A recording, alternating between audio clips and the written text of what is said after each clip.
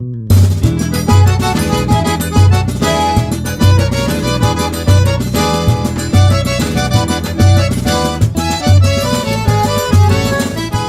dia, boa tarde, boa noite, boa alvorada, bom crepúsculo, boa madrugada para você, ouvinte do Cuscuz com Política, seu podcast pernambucano que fala do que acontece nos bastidores do poder.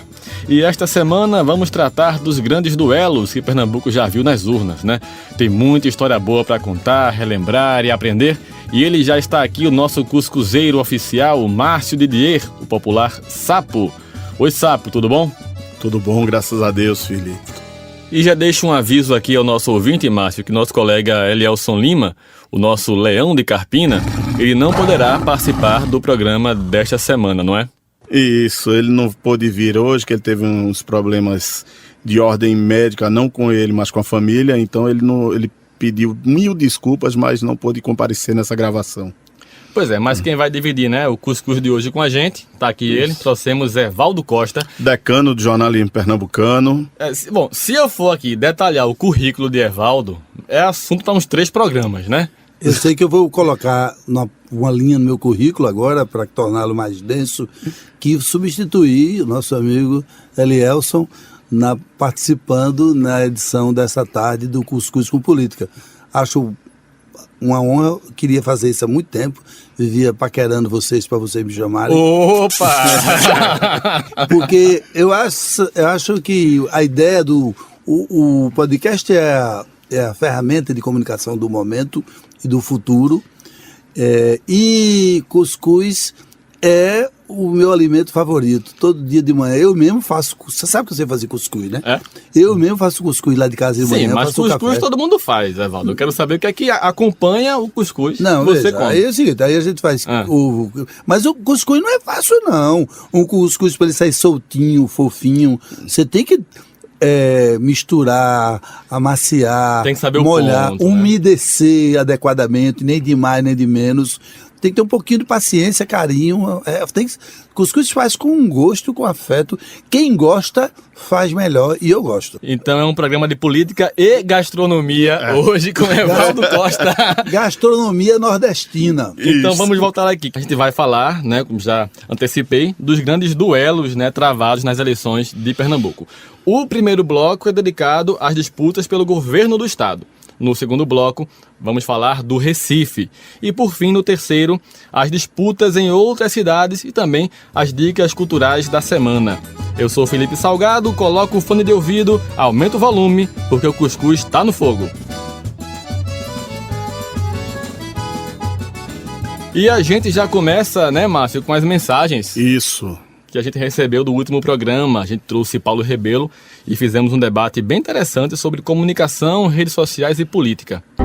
Isso, e nós tivemos aqui o cientista político e jornalista também, Alex Ribeiro, né, que disse, finalmente lhe chamaram de sapo, né? É uma coisa... Eu fiquei impressionado, Márcio, porque, Márcio, eu ligava para o Jornal do Comércio e aí, alô, quem fala? Aí ele dizia, é sapo. Eu achava incrível isso, que alguém assumisse um apelido que alguém colocou com sacanagem, alguém colocou por maldade, e você assumir e usar. E usou como marca. E você próprio dizer com a sua voz, quem tá falando? É sapo. Oi, sapo. Chama o grilo. Isso é um apelido que eu tenho desde 82, e quem botou foi Titela. O apelido da pessoa que colocou o meu apelido de sapo era Titela, daí você vê. Mas ele não pegou, que eu não sei quem é Titela. Roberto Jorge Manchester de Queiroga, olha o nome do cara. Titela. É melhor Titela. Tem mais mensagem aí, Márcio? Não, e também Léo Lisboa disse que gostou muito do nosso podcast, ele só achou pequeno. Quer mais então? Então vamos, mais cuscuz na cabeça. E aí, tem inclusive, o próprio Léo, ele falou comigo também, Márcio, um abraço pra você, Léo. Ele perguntou por que vocês dividem o programa em blocos como se fosse para o intervalo. Bom, é porque nosso podcast, ele vai além dos agregadores. Também estamos no rádio. Temos a Rádio Olinda já nos transmitindo, a Rádio Livre de Abreu e Lima também, a Rádio Carpina FM. E também tem aqui uma mensagem do Renato Fonseca. Vamos ouvir aqui o nosso amigo Renato. Bicho, deixa eu te falar uma coisa, velho. Teu podcast ficou Puta meu irmão. Parabéns, brother, parabéns. Eu venho acompanhando teu trabalho assim, mesmo que indiretamente e tal. Cara, Filipão, massa demais. Olha aí, pegou, né? Foi bem educado, foi né? bem Um abraço, Renato. E você pode também deixar o seu recado pra gente. É só mandar um e-mail para cuscuzcompolitica@gmail.com. Temos também o Instagram, né? Porque nós somos jovens, modernos e descolados. No @cuscuzcompolitica. No Twitter, porque nós também sabemos reclamar da vida, você vai lá no @politicacuscuz. Mas aí pode mandar carta, sinal de fumaça, pombo correio, até um telex, que a gente vai dar conta, vai ler seu recado aqui no nosso programa. Bom, começando o primeiro bloco com os grandes duelos das eleições para governador. O que é que você destaca, Evaldo? Se você vai de 64 para trás, tinha algumas eleições muito Não, interessantes. a partir dali. Antes de 64, a eleição de Cid Sampaio, que foi uma eleição histórica. Cid Sampaio era pretensamente o Juscelino brasileiro. Da industrialização, de tudo, né, as ideias avançadas. Do centro para a direita, que iria modernizar, porque o próprio Partidão tinha chamado a palavra de ódio e o Partidão tinha entendido que só era possível fazer a Revolução Socialista, o socialismo, depois da Revolução Burguesa. E nós não tínhamos tido a Revolução Burguesa no Brasil, porque nós viemos de uma situação muito parecida com o sistema feudal, nós viemos da Idade Média portuguesa, o sistema de capitanias hereditárias, da doação de terras aos senhores feudais, para aquela situação de quase capitalismo. Então o Cid Sampaio se propôs a ser o governador, o Juscelino pernambucano. E teve o apoio das esquerdas, o que foi notável. O Luiz Carlos Prestes veio ao Recife para fazer comício para o usineiro de Roçadinho, que era como as esquerdas antes tinham chamado Cid Sampaio, que era um usineiro que tinha uma usina, e foi um clamor nacional. O arcebispo Dom Antônio proibiu os católicos de ir ao comício e falar com ele, e fez com que os sinos das igrejas do Recife dobrassem desde as 5 horas da tarde, quando Luiz Carlos Prestes chegou, para fazer o comício no Largo de Santa Amaro, olha o lugar, até ele ir embora. Então, às 5 horas da tarde, todos os sinos do Recife badalaram insistente e dolorosamente. Até terminar o discurso de Prestes. Prestes foi à Assembleia Legislativa e o presidente da Assembleia estava na mesa, fingiu que não via e saiu. Então, recepção bem calorosa, né? Veja que coisa. Mas Cid Sampaio ganhou no Recife, foi eleito governador de Pernambuco. Arraiz seria o futuro prefeito. Futuro prefeito e futuro governador. Arraiz foi eleito prefeito do Recife para suceder Pelotas. A eleição foi um embate tremendo, moderno. Cid Sampaio usou muito a comunicação. Tinha um programa de rádio que o locutor dizia assim... Que tem foi do frevo também, né, Evaldo? Quando o povo decide, né? Esse frevo foi composto para isso. Mas tinha um negócio que o locutor dizia: 6h30 da manhã... O futuro governador de Pernambuco, o Cid Sampaio, chega à Serra Talhada para conversar com o povo sobre não sei o que é isso. Aí, enquanto isso, o seu adversário, onde está? Ninguém sabia. Na campanha, isso? Era na campanha. Nossa. Aí, 11 horas da manhã, o futuro governador de Pernambuco, o Cid Sampaio, chega a Salgueiro. E o seu adversário? Isso era propaganda paga ou não no rádio antes de existir a propaganda eleitoral. Só para localizar o ouvinte, a gente está falando sobre a eleição que ocorreu em 58, né? E o adversário de Cid Sampaio era o senador Jarbas Maranhão. Depois foi a eleição de Arraiz, que foi uma guerra civil. Uma eleição de Arraiz em 62, que era a expressão da Guerra Fria. Mas Arraiz, como era muito sabido, ele dividiu a chamada classe dominante. Ele não teve a legenda do PSD, que era o partido pelo qual ele tinha militado a vida toda, se inscreveu pelo PTC, mas teve o apoio de parte do PSD, porque ele costurou por dentro.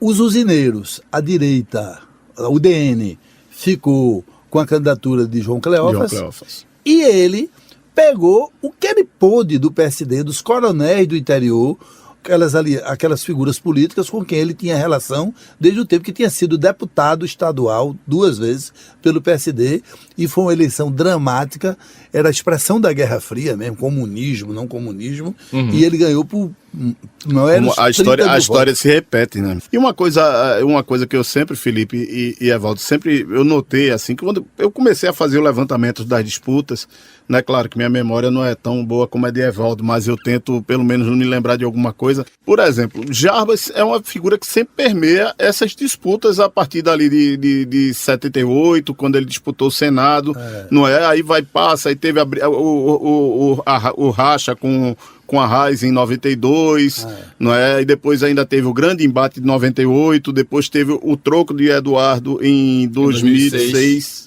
2010 o troco contra Jarbas. Mas 2006 era um troco também. Nunca ninguém imaginou que a era Jarbas seria encerrada, que Jarbas ia entregar ao Neto e a Raiz. Todo o quadro eleitoral de Pernambuco, depois da ditadura militar, estava marcado por um ente chamado ausência de Arraes. A ausência de Arraes era um monolito, você tinha que contornar, ou passar por cima, ou passar pelo lado, mas ele estava ali, na presença. E isso pode ser percebido, Evaldo, na eleição de 90, né, que teve a vitória de Joaquim Francisco em cima de Jarbas. Era o regime militar, era a representação do regime militar contra a oposição. E a oposição era sucessora ou substituta do que a Raiz representava. Era um negócio assim. O Zé Queiroz foi candidato contra Marco Maciel em 90.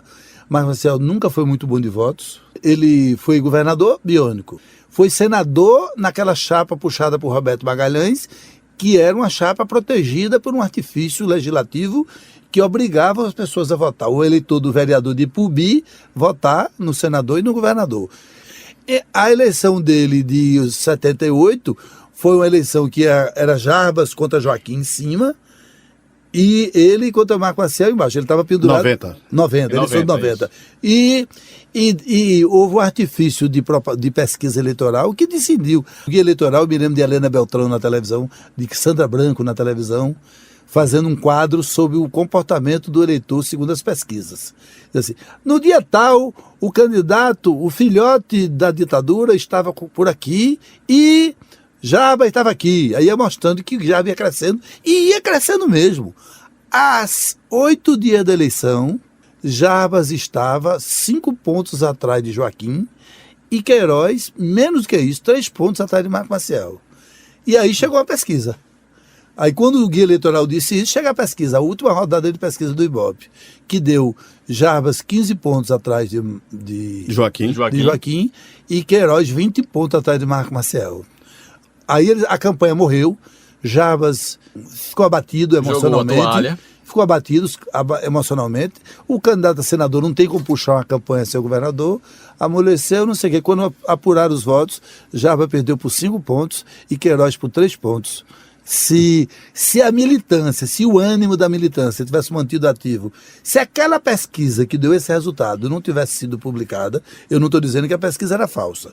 O que eu estou dizendo é que a pesquisa, 15 dias antes, 10 dias antes da eleição, deu um resultado completamente diferente do que foi recolhido nas urnas e que é parecido com o que havia antes. Eu me lembro do dia da eleição, não tinha bottom, não tinha boca de urna, no Recife. Não tinha nada, as pessoas iam votar porque foram votar.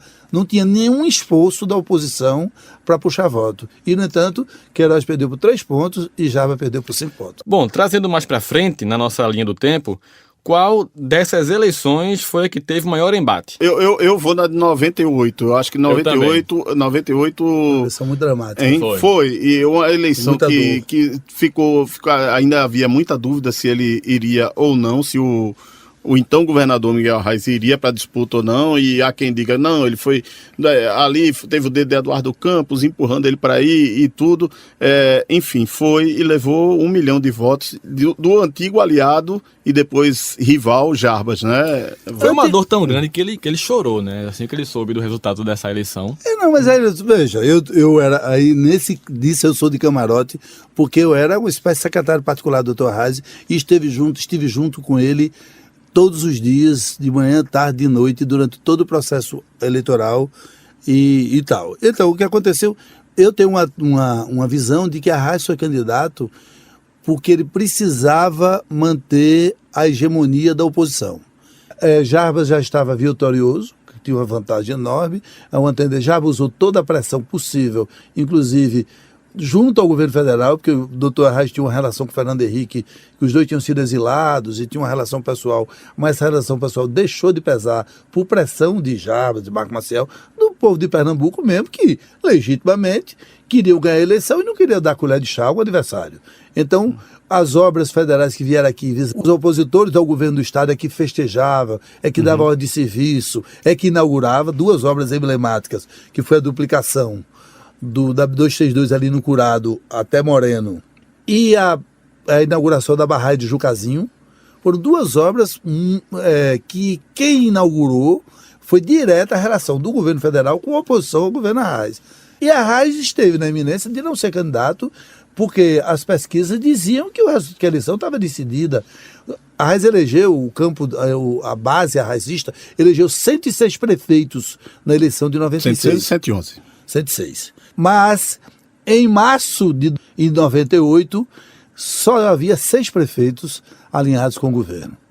Quando a biruta começou a apontar, virou. Aí houve uma debandada, né? Uma debandada, só restavam 6 prefeitos.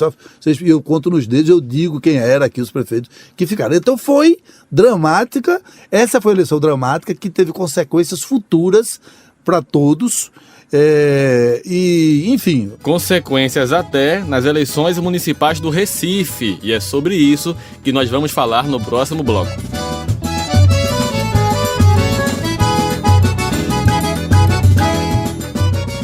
Voltando agora com o segundo bloco e para falar das eleições no Recife.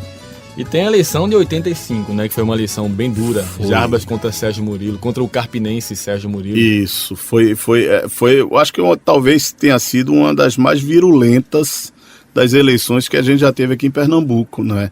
Foi uma eleição com direito a muito panfleto apócrifo, que a gente fala de fake news hoje, né, Valdo, né, Felipe? Mas antigamente era dessa forma. A madrugada caía e amanhecia a cidade cheio de panfleto no meio da rua. Isso aí, eu acho que até a campanha de a gente 2002, a gente ainda via essa questão do panfleto apócrifo, mas depois começou a ser um pouco mais dura a fiscalização disso, não é? Tornou-se meio inócuo, né? Mas essa eleição... E hoje em dia você tem redes sociais, exatamente. Então você faz tudo por ela. Naquela época, né? O panfleto apócrifo, ele era a corrente do WhatsApp. Era o WhatsApp, 80, né? Não é? Mas essa eleição de 85 é uma eleição dramática porque é o seguinte, Jarbas era o candidato preferido do Recife, da cidade. O Recife tinha sempre votado em Jarbas. Mas quem controlava o partido era um arranjo político. O MDB. O partido que era o MDB era um arranjo político que Sérgio Murilo tinha sabido controlar. Tinha se aliado aos coronéis do asfalto, tipo a família Gomes de Casa Amarela. E Jarbas, sinceramente, Jarbas nunca foi muito bom nesse negócio de fazer essa micropolítica. Uhum. Ele, pessoalmente, nunca... Sempre foi mais do macro, nunca mais do foi. Macro. Nunca foi. Então, nessa eleição, foi para a convenção no Geraldão, as convenções do... Então, só deu Sérgio Murilo. Como a legislação ainda não estava consolidada, Jarbas saiu do MDB, se filiou ao PSB e foi ser candidato com uma base de apoio muito pequena. Eu fui... Por exemplo, eu, repórter da sucursal do Estado de São Paulo, faltando 15 dias para a eleição, que era a última rodada de pesquisa que era autorizada a veicular, fui encontrar os 2 candidatos. Então eu cheguei na Praça do Débio e ia começar uma carreata de Sérgio Murilo. Meu amigo. Aí estava Sérgio Murilo e o vice, que era Moacir André Gomes. Aí estava Roberto Magalhães, Marco Freire. O PIB da política de Pernambuco todo, Marco Maciel, Sérgio Guerra. Todo o PIB da política. Sérgio Guerra que teve um papel muito forte nessa candidatura de Sérgio Murilo. Todo o PIB da política de Pernambuco estava ali. Você olhava assim, Gustavo Krause, e eu cheguei com um papelzinho que mostrava as pesquisas. No Ibope tinha dado 40 para Sérgio Murilo e 24 para Jarbas. E no Gallup, não sei se alguém ainda lembra que existia o Instituto Gallup. Eu cheguei a publicar algumas matérias do Gallup no Jornal do Comércio. E no Gallup estava 28 para Sérgio Murilo e 16 para Jarbas, 16% para Jarbas. Então era vantagem. E eu me lembro que eles se reuniram em torno de mim e eu trazia um papelzinho escrito em minha própria, porque o cara tinha passado os números para mim por telefone, o editor, e eu mostrando, e eles têm a impressão que agora está consolidado. Não é? Sérgio Murilo dizia isso, e Gustavo Krause, sim, está consolidado, agora é impossível. Aí ele deu uma declaração formal que eu anotei e começou a carreada e foi embora. E aí eu fui encontrar Jarbas, que estava num mini comício dentro da Ilha de Joaneiro. Um caminhãozinho, uns militantes da juventude, uma galera da militante. Estava aquele advogado Gilberto Marques, morreu agora há pouco, nosso amigo Gilberto Marques, e Jarbas, mais ninguém em cima daquele caminhãozinho. Aí eu subi, mostrei a Jarbas sentou na carroceria, assim, na grade, por trás, e começou olhando comigo, e ele disse, é difícil, é um quadro difícil, mas temos 15 dias e vamos trabalhar de uma forma mais focada e mais centrada, e vamos explorar os pontos fracos do nosso adversário. Onde é que estava, Evaldo, nessa época? Porque também teve uma terceira via, né? Sim. E a gente fala muito de terceira via, que não tem terceira via no... Ninguém prestava atenção, né, a ele. Mas na mas terceira via existiu na eleição de 85, existiu na eleição de 2000, eleição de 2006, sempre existiu uma terceira via. Era João Coelho, né? Mas que nunca chegava, né? Nunca. O guia eleitoral era distribuído o tempo assim. Sérgio Murilo tinha 15,55 minutos. Jarbas tinha 3,55 e João Coelho tinha 1 minuto. O guia eleitoral de João Coelho era um desenho animado de um coelhinho que aparecia pulando na toca, né? em cima de um 12. Isso. Era isso o guia eleitoral dele. As crianças adoravam Era isso. o coelhinho entrando na toca Coelho, que tinha número 12. Coelho, né? Era. Então você vê o seguinte, eu não fui atrás de João Coelho, não. Eu só ouvi Sérgio Murilo e Jarbas. Era o que o repórter de bom senso tinha que fazer naquele momento. De manhã eu fui visitar meu amigo Adilson Gomes, que era secretário de governo da prefeitura de Moreno. Quando eu voltei, meio-dia, comecei a ver as paredes pichadas e os lambi-lambi, sabe aqueles folhetos de papel? Sim, que é colado nas paredes. Nas paredes. Recife não vota em assassino.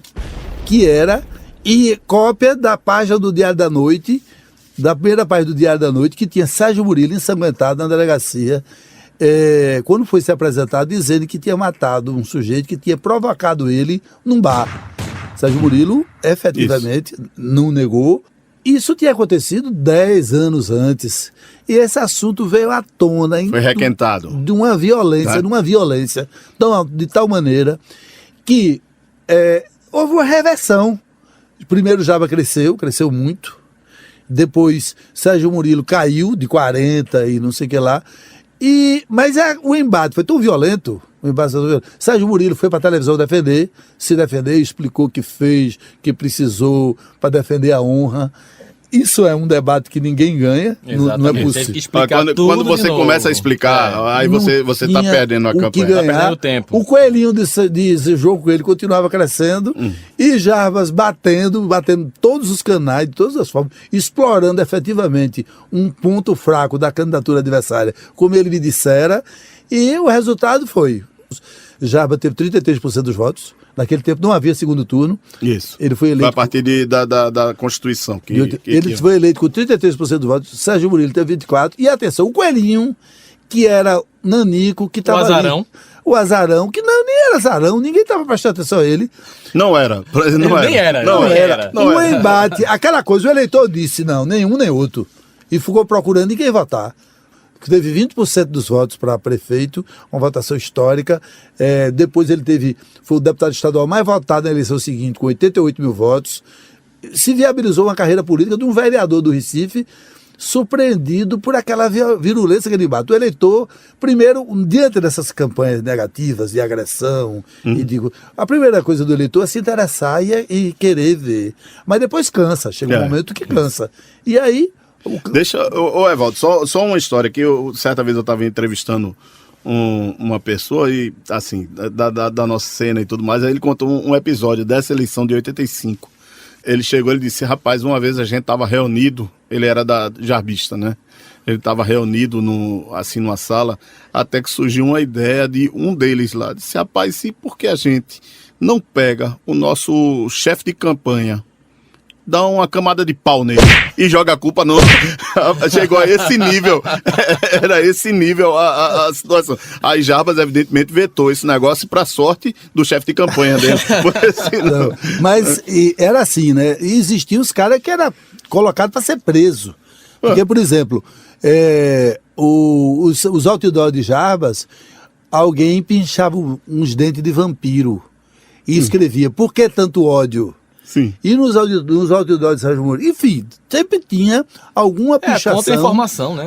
Alguma pichação. E cada partido mobilizava um setor da polícia que era mais simpático para ir tentar flagrar os pichadores, os caras que iam fazendo campanha fora da regra. E sempre aconteciam prisões. Não, e do lado de Sérgio Murilo também, é bom lembrar também, teve a questão do pai de Jarbas, né, da carta, né? Por exemplo, o fake news fundamental que era uma falsa carta do pai de Jarbas, seu Clarindo, para o governador Moura Cavalcante, pedindo proteção, porque o filho tinha batido nele e queria matá-lo. Ou seja, a campanha de 2000 de 85 foi muito pesada. E era por isso que pichava nos outdoors. Por que tanto ódio, filho?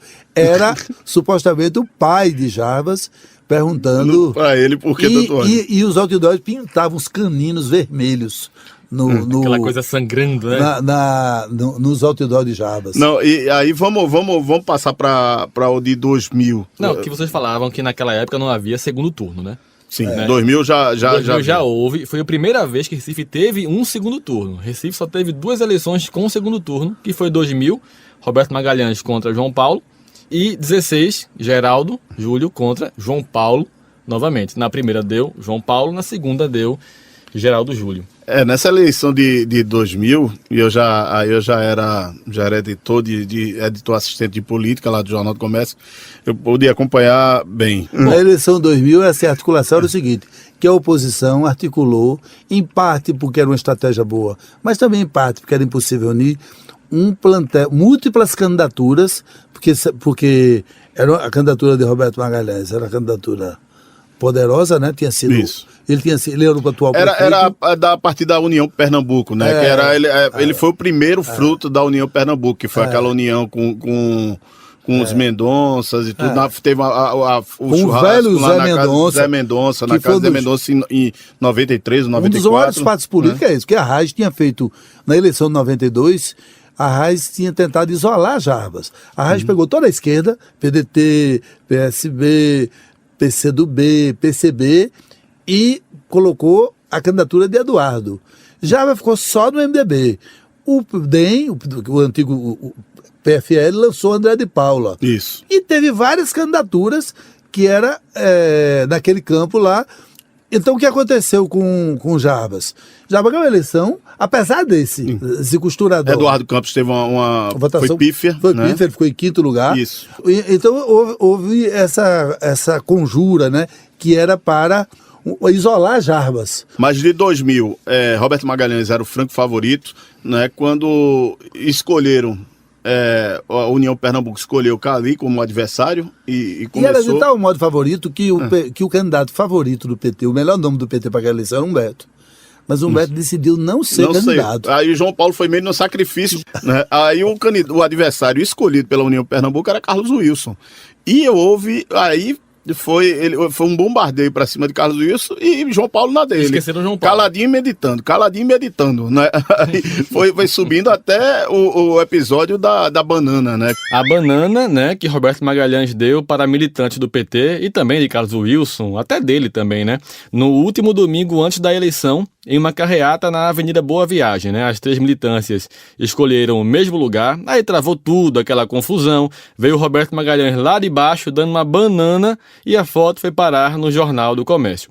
Há quem diga, viu, Sapo, viu, Evaldo? Há quem diga que esse episódio foi determinante para que houvesse o segundo turno com João Paulo, que de fato não era lá o nome mais forte do PT nessa eleição, né? O nome forte era Humberto. E Humberto era o melhor nome para aquela eleição. Exatamente. E ele refugou justamente por causa disso. Que tem um episódio da gravata de Jarbas também, né? Que no comitê, foram ao comitê lá e Jarbas nesse dia disse: eu vou tirar a gravata para para reeleger Roberto Magalhães e tal. E que foi assim, eu acho que de sangue nos olhos talvez tenha sido a última grande disputa, assim. Claro que tem de 2006 pro governo. Teve os debates. E João Paulo sempre muito zen, né? Muito zen. Sempre os provocando. Debates foram muito... Porque é o seguinte, você tinha um peão, um operário. Hoje João Paulo é doutor, você sabe, né? Mas naquela época era um peão. Era um operário, um metalúrgico. Então Roberto Magalhães falava difícil. E João Paulo E falava... é muito culto, né? Roberto Magalhães. Aí dizia assim, tu vi, meu Roberto. Ele dizia assim, Roberto, já pensasse. E a palavra que ele gostava de usar era esquistosomose. Ele errava toda vez. Já pensasse, ele dizia, já pensasse. Roberto, já pensa, chamava de Roberto, que é meio, todo mundo chama doutor Roberto. Até brigando, as pessoas chamam doutor Roberto. Era como doutor Reis.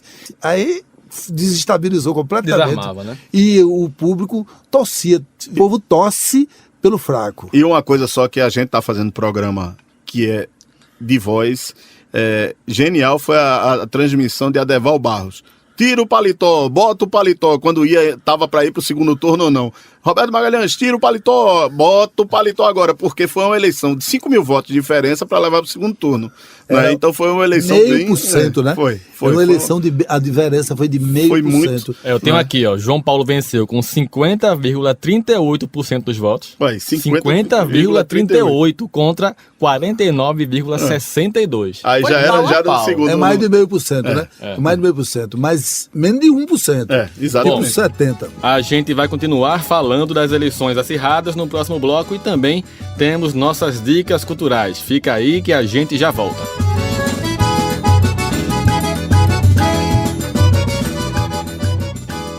Começando agora o terceiro e último bloco do Cuscuz com Política. Vamos falar agora também, né, Sapo, né, Valdo, de outras cidades, né? Começando por Caruaru. Caruaru, que teve seu primeiro e segundo turno nas eleições passadas, em 2016, no confronto que envolveu Raquel Lira, do PSDB, e Tonigel, do MDB. E a vitória de Raquel foi uma das mais celebradas pelos Lira, porque foi uma vitória em cima de toda a máquina do governador Paulo Câmara, né, que decidiu não apoiar Raquel, que estava no PSB. Paulo optou por apoiar Jorge Gomes, que no final ficou apenas em quinto lugar. Já no segundo turno, aí o apoio do governo foi para Tonigel, mas aí já era tarde, né? O discurso que Tonigel utilizou para convencer o eleitor foi o da segurança. E isso de olho em quem votou na grande surpresa daquela eleição, que foi o delegado Eric Lessa. Mas aí o eleitorado de Eric Lessa acabou fluindo para Raquel Lira. E tem uma coisa muito louca. Caruaru realmente tem umas coisas a rivalidade, o vai e volta entre Queiroz e Lira é uma coisa assustadora, porque você viu... Queiroz, Lira e Tonigel, né? Não, mas eu estou dizendo principalmente desses dois. Eu vou citar dois exemplos. Da eleição anterior, a reeleição de Queiroz, em que o então vice-governador, estava como vice-governador, João Lira, publicou nos jornais no dia da eleição uma carta dizendo que por que não apoiava, não votaria em José Queiroz. E eram aliados à época. Estavam aliados, né? E publicou um anúncio nos 3 grandes jornais de maior circulação aqui no estado, não é? Explicando os motivos. E Queiroz apoiou o segundo turno Raquel Lira, não é? E logo depois rompeu de novo. Então... Mas é engraçado... que se você for fazer um corte da política de Caruaru dos últimos 50 anos, por exemplo, você vai ver que 3 nomes tiveram 99% do tempo. Porque Queiroz foi prefeito várias vezes, parece que 2 vezes ele foi prefeito 6 anos. Quando teve a eleição pelo menos mais... 76 foi 6 anos, não sei se 82 ele foi. Mas ele foi prefeito várias vezes, 3 ou 4 vezes, foi eleito e reeleito recentemente. Queiroz foi prefeito 4 vezes. 4 vezes. João Lira foi prefeito, teve João Lira pai. Isso. E depois João Lira filho, foi prefeito. Raquel é como se fosse a continuação disso. E Tonigel foi eleito e reeleito. 2 vezes. Se você pegar a história de Caruaru, vai ver que a família Lira, que Queiroz, ele sozinho, e que Tonigel, ele sozinho, governaram Caruaru 3/4 do tempo, pelo menos. De modo que é possível dizer que Caruaru é expressão da condução dessas forças políticas. Porque foram eles que monopolizaram o comando, não houve mudança. O Caruaru é, para o bem e para o mal, resultado da ação política dos Lira, e dos Queiroz e de Tonigel. Porque não houve... Teve Drayton no meio, mas era aliado dos Queiroz. Teve Drayton no meio. E só, né? Não sei que... Não, E os embates, assim... na reeleição de Queiroz, ainda foi um pouco ameaçado por Miriam Lacerda, né, que é a esposa de Tony Gel. Foi a eleição de 2012. Isso, que aí foi 12, no caso, a reeleição de Tony Gel, ou de Zé Queiroz, e que houve uma certa ameaça de retomada do poder de Tony Gel, né, e que não conseguiu.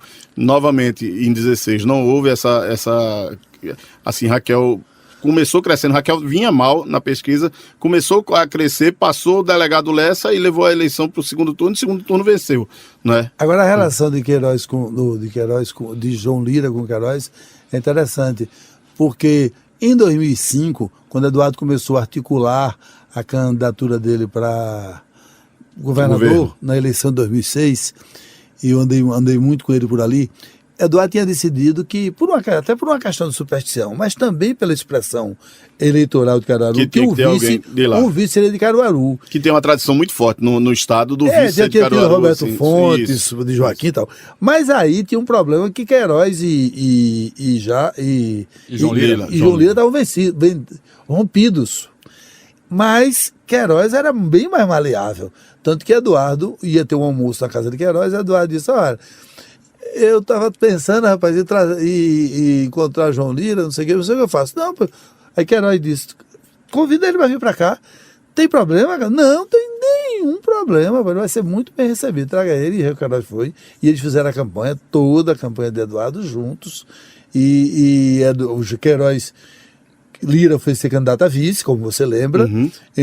Embarcou na van, na Sprinter, que viajou o estado com o Eduardo, mas quando passou em Caruaru, Queiroz passou o tempo todo, era aliado. É uma relação tensa, porque um sucedeu o outro há muito tempo. Lira foi prefeito a primeira vez, Queiroz um apoiou o outro, mas é como se fosse aquela coisa de que os dois caciques dentro de um mesmo campo... Basta uma faísca. Estão sempre em conflito. Basta uma faísca. Só para fechar aqui então, na eleição de 2016, Raquel foi para o segundo turno, né, e venceu no final com 53,15%. Olha só.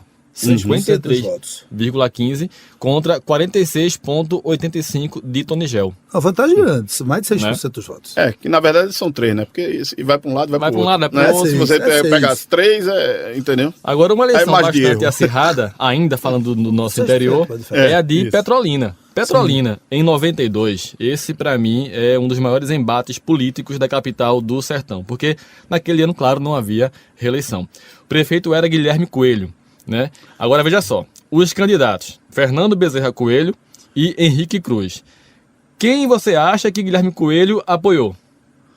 Ele era rompido com o Fernando. Ele apoiou Henrique Cruz. Não, foi indicado que era secretário dele. Exatamente. Então o racha que marcou nessa política de Petrolina desde os anos 80, anos 90 e tudo mais. Mas aí uma outra história, porque na eleição de 92 a briga nas ruas era intensa. Alguns casos até chegou às vias de fato entre militantes dos dois lados.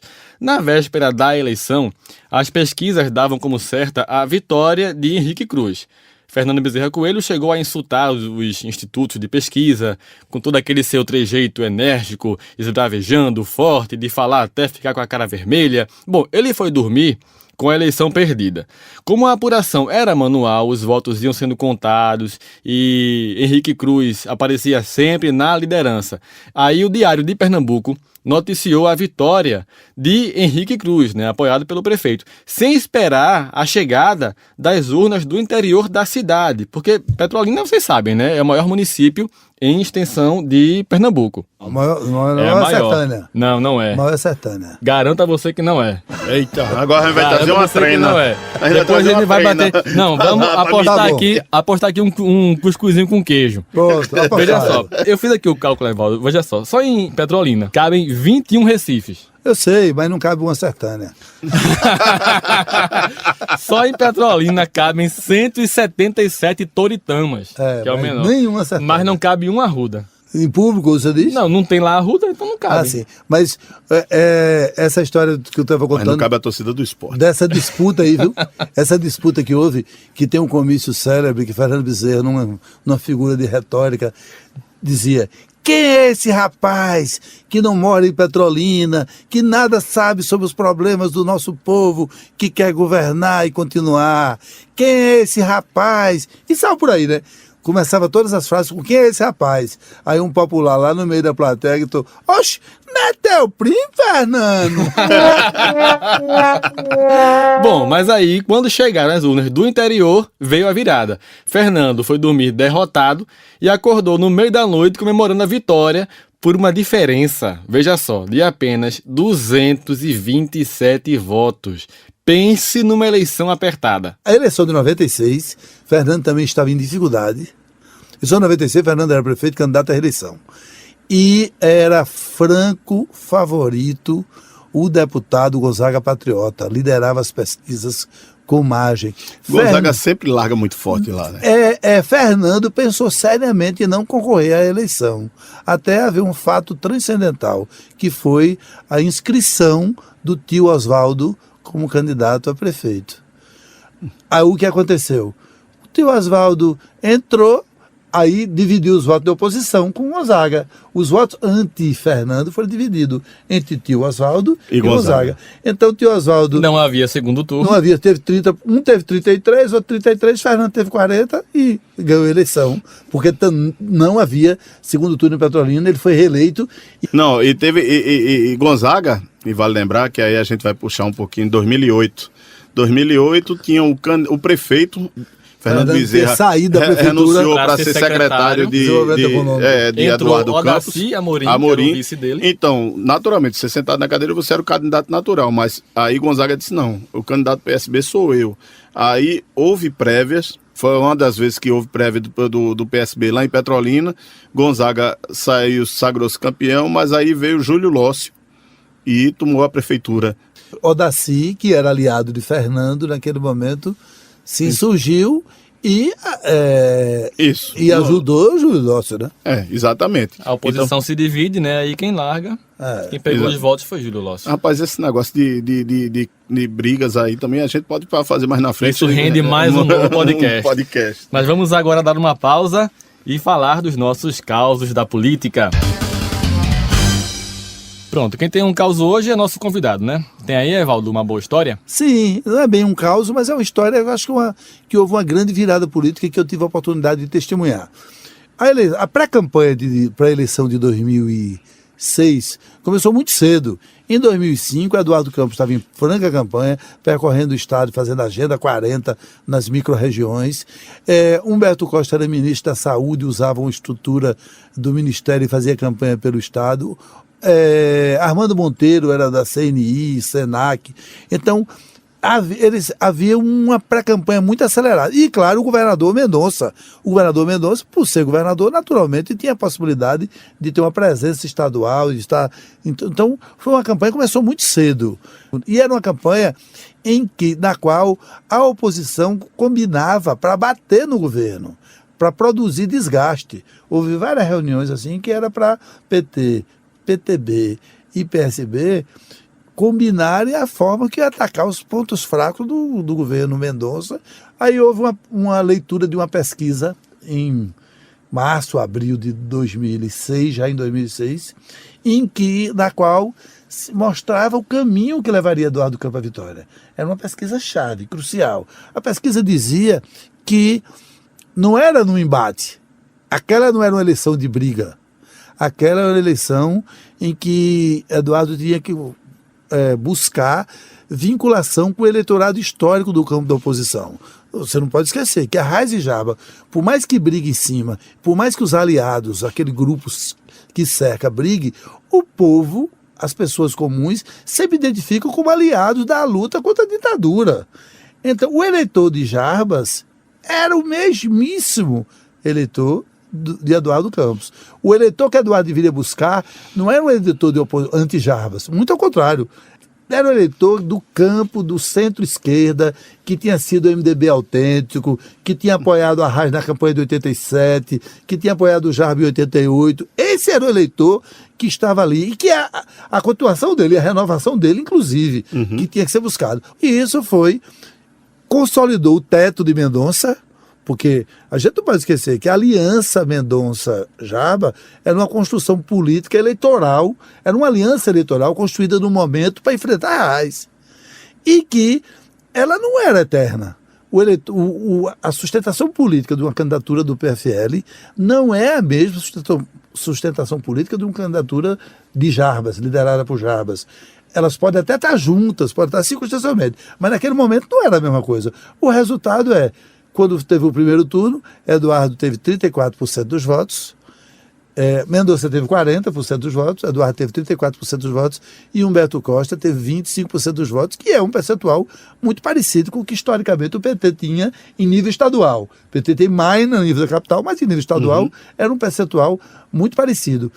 E outra coisa interessante é que Eduardo, nas articulações políticas do interior, ele procurava preservar, disputava o voto de Humberto e não o voto de Jarbas. De Mendonça. Isso. Então ele chegava e dizia assim, tem dois aqui, dois candidatos, duas forças políticas no município X, que qual daqueles dois não vai ficar com Humberto de jeito nenhum?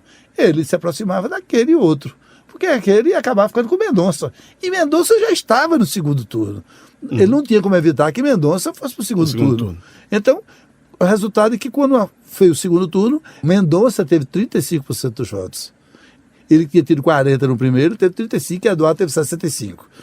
Também por outra coisa, que quando virou o segundo turno, Humberto Costa fez um dos gestos mais largos da história política de Pernambuco.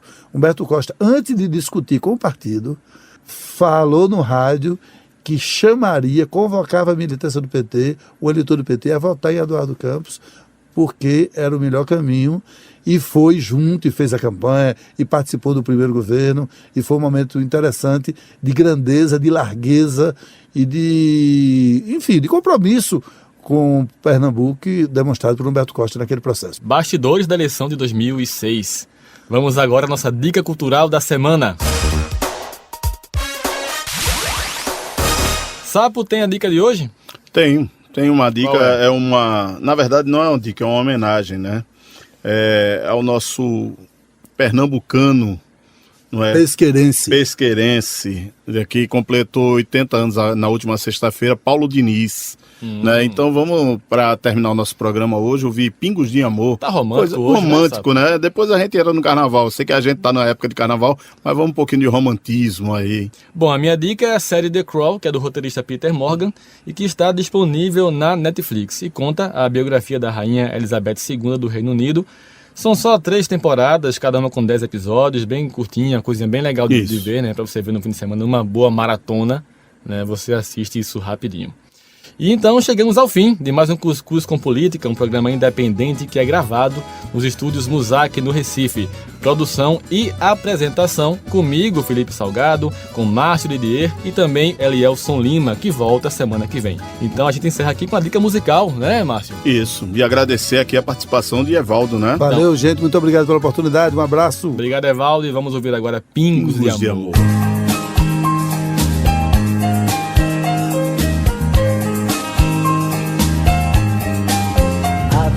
Passa telefono e você já não me atende mais. Será que já não temos tempo nem coragem de dialogar? Ainda ontem pela praia alguma coisa me lembrou você.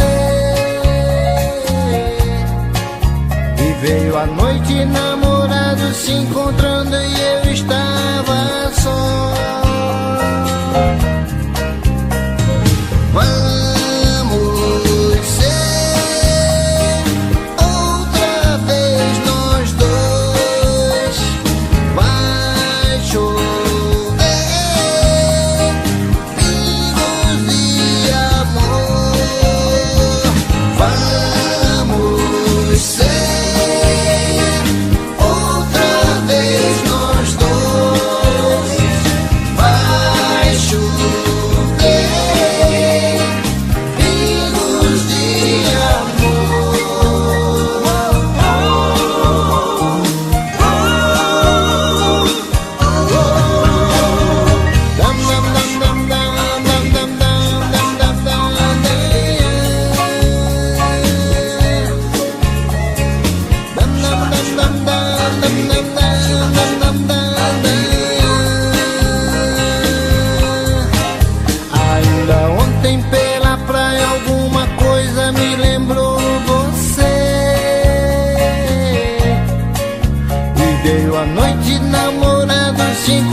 encontrando e eu